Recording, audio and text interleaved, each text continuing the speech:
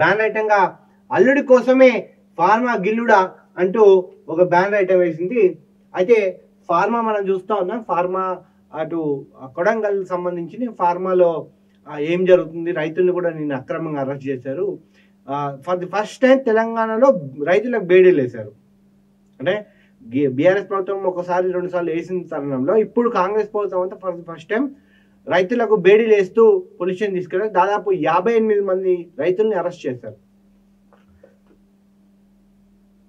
Pharma కస్టమర్ల పేరుతో మేలు చేసే ప్రయత్నం, అందుకే భూములు గుంజుకునే ప్రయత్నం. కేటీఆర్ కుటుంబ సభ్యులకు, బంధువులకు, ఆత్మీయులకు ఎటువంటి ప్రయోజనాలు చేకూరేలా వివరించబోమని సీఎం రేవంత్ రెడ్డి, మంత్రి పొంగులేటి రాజ్యాంగంగా మీద ప్రమాణం చేసి దాన్ని ఉల్లంఘించారు.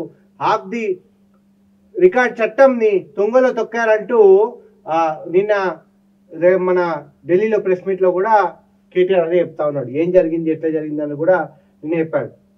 ఇదే వార్త నిన్న యాక్చువల్గా ఒక ఫార్మాసిటీ కోసం కేసీఆర్ ప్రభుత్వం కృషి సిద్ధంగా ఉన్న సేకరించిన 12,000 ఎకరాలు, రైట్, ఇది వాస్తవం.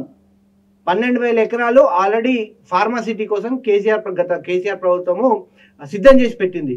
అయినా అది కాదని ఇప్పుడు కేవలం కొడంగల్ ప్రజల బావకుల కోసమని, కొడంగల్ గడ్డ ప్రజల కోసం అంటూ ఉదరగొట్టి కేవలం వాళ్ళ సొంత ప్రయోజనాల కోసమే మళ్ళీ రైతుల దగ్గర ఆక్యుపేషన్ చేస్తున్నారంటూ కూడా వార్తలు వినబడుతున్నాయి.